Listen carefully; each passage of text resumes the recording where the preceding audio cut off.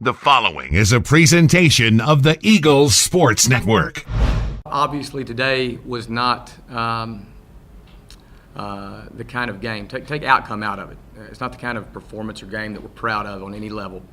It starts at the top with me. I really and truly felt like we had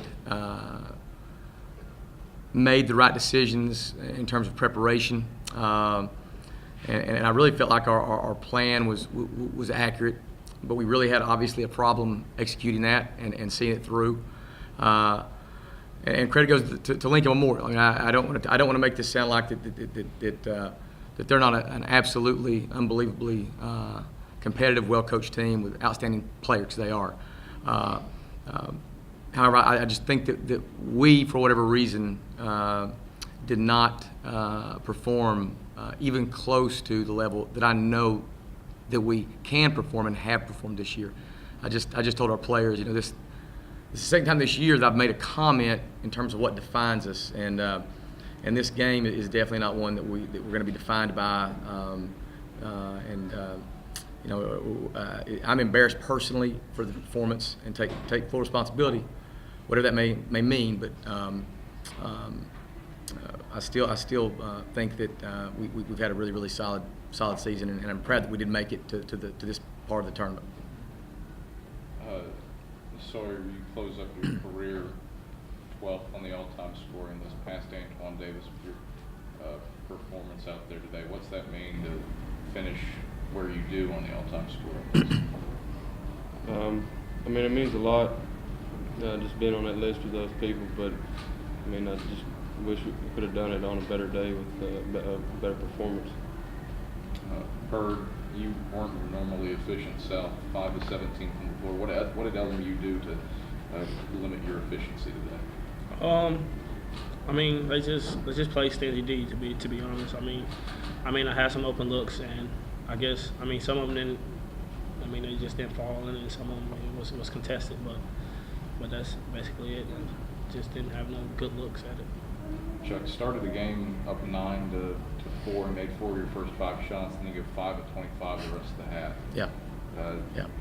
How much of that was internal? How much was that was caused by LMU? I'm going to say this, and I don't want it to be misunderstood or misconstrued, because I think LMU is outstanding. I think they're an elite defensive team. I think they have one of the best coaches in college basketball, period, if you look at the bottom line. And their talent is elite, so there's nothing wrong with them. But I did feel like that for whatever reasons, both teams, I felt like started sort of sluggish, and even with that, I thought we sort of had a bit of an edge. But there was a spurt there. There was a small spurt that put them up 16-9, I think, and I'd called the timeout even, and was telling our guys on the bench, guys, you could see like the momentum and the energy start sort of raising in them, at that point, there was a major shift in terms of competitiveness, and I think that we, for whatever reasons, did not counterpunch at that moment. We didn't respond. We didn't give answer points. We just sort of put on cruise, and knowing that program like I do, I knew right then we had created a nightmare. We had created a nightmare for ourselves, and obviously that became very apparent for the next 30 minutes. You look at that spurt, and 6.5 minutes without scoring. You told me after the loss in Harrogate that there was a similar situation where it ballooned out of control like that in about 3 possessions. Did you feel like this was similar, or is it different from the loss? I think it's different because those 3 possessions up there were literally our first, I think 3 of our first 4 possessions in that game. So we were sitting there, not in a comfortable lead by any means, but we had the lead slightly, and I kept on thinking to myself. I was even talking to the staff on the bench. I was like, "Hey, man, the minute one of these teams wakes up, I think they could throw a pretty solid punch right here, And I was hoping it was going to be us. Well, unfortunately, they were the first one that sort of woke up and dust themselves off. So Charles said, you asked Charles about the efficiency. I mean, they're an elite defensive team, and the thing that they really do a great job of is that they're able to contain the ball one-on-one. They don't get into scrambles. It's really hard to get really committed to the ball so it can be shared. And as you see, I mean, our assists were just abysmal, but it was hard to find people, again, because they go back and they contain the ball well one-on-ones to a degree that you got to be able to make one-on-one plays against them. And when they have rim protection like they do with Perry and Terry, it's a tough challenge. What kind of taste does this leave in your mouth as you head to the offseason? How do you use something like this to motivate you? I guess just go, think about it, take what you need to take, and what you need to do for next year. You take that and you work on it, and just come back next year, focus and ready to play next year. So obviously there'll be some post-mortem for you as you go on in your life and your career.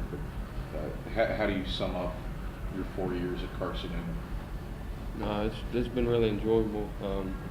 Been with a lot of good players, good coaching staff. I mean, it's just been part of a lot of winning and a conference championship. It's been a real positive experience, and I'm thankful for what I've had. Coach,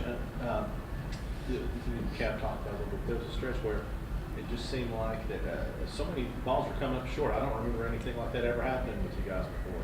Of short, long distance shots, and it wasn't just one guy. Yeah. It was multiple guys banging them off the front or missing completely. Right. Was it defensive contesting, or was it just trying to get something up and get some points on them? Right. This game is a game best played together. And when we've really had our best nights, it's been when the ball has been moving. I think I'm right on this. When Charles has had 5 or more assists, we're undefeated. 11-0. So we understand that, but then executing that is always the challenge. And especially when you face a team like Lincoln, they do a really good job of initially containing that ball, which sort of, when they contain it, it eliminates the domino effect that can happen when the ball can be moved. And I think when we sort of got behind the 8 ball there, guys, we really reverted, and I saw it happening. Like, people started trying to go make a play, to go make something happen, and you just can't do. It doesn't work. You have to work together, and the synergy that comes from 5 people working together is one. That's when the magic happens, and the truth of the matter is, we didn't do that. We did not maintain a sort of a team approach and a team approach offensively, and we were exploited because of that. On the flip side, I know you. I mean, obviously it takes a lot of work to make shots, but it seems like it was a point for them where they were just pulling up and hitting a 3 almost every time they got. Well, there was no more game pressure. Game pressure was gone. As long as there's pressure applied, you can sort of keep it balanced.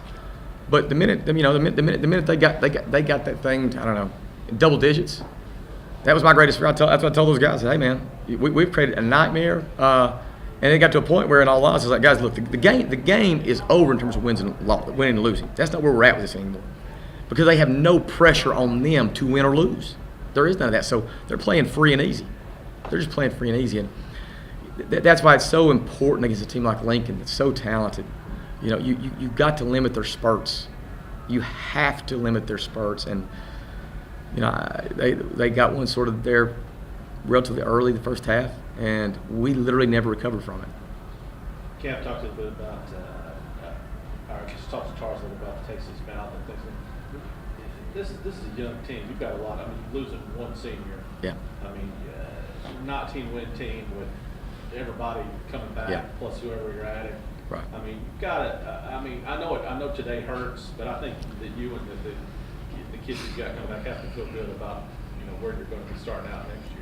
Well, I just told them that this has been an overachieving year in my mind. We had more new players than returning players, and even some of our returning players were actually redshirts last year who were here, but they weren't playing. So, you say we're losing one senior, but the one we're losing, I mean, he's the real deal, and he's irreplaceable. He's irreplaceable. And the impact that he's made at our institution, outside the basketball program, at our institution, on behalf of our institution, and then obviously in the athletic department and our team, that'll take some time, and there'll be a sort of a shift of power, I think, within the program, within the players. But you're right. I mean, I like what we have returning. You start with a Charles Clark. You have a Sean Jones, Malik Abraham, all older guys. Mason Bates has been out, who was as invested as Sawyer and Charles have been. He's been out this year. And we got other kids that have been here and have got time in a minute. So, yeah, I look to the future with hope and confidence, and I feel like next year can be another solid season for us. So no, we don't walk out of this arena tonight feeling like, that this year is a tragic ending. It's this is one game, and hey man, we learn from it. We all learn from it. We'll use it as fuel through the spring and summer, and I think we'll come back next year a recharged, refocused team that will come out and compete and perform and win its fair share of games.